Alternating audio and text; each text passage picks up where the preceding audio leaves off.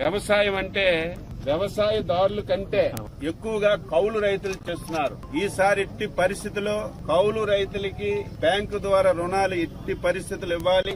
మీరు లేనిపోయినటువంటి నిబంధనలు పెట్టి ఇబ్బంది పెట్టకూడదని ముఖ్యమంత్రి గారు స్పష్టంగా నిన్న బ్యాంకర్స్ కి ఆదేశాలు ఇచ్చారు.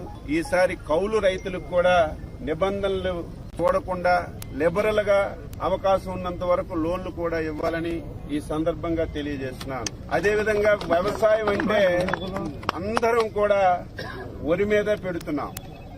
ఆ వరి కూడా చూస్తే తినే రకాలు ఎవరం పెట్టడం లేదు. అదేవిధంగా విదేశాలకు పంపించినటువంటి రకాలు ఎవరం పెట్టడం లేదు.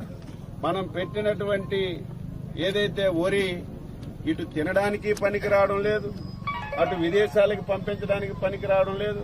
దీనివల్ల అనేక ఇబ్బందులు వస్తున్నాయి, ధరలు కూడా తగ్గిపోతున్నాయి.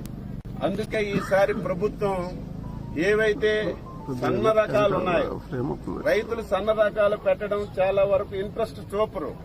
కారణం ఏంటంటే సన్న రకాలు పెడితే దిగుబడి బాగా తక్కువ వస్తుంది, అదే బొద్దు రకాలు పెడితే దిగుబడి ఎక్కువ వస్తుంది.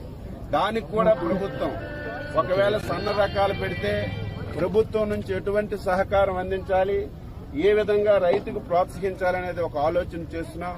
దయ ఉంచి సన్న రకాలకి ప్రభుత్వం ప్రోత్సహిస్తుంది, దాన్ని కూడా అర్థం చేసుకోమని చెప్పి సందర్భంగా తెలియజేస్తున్నాను.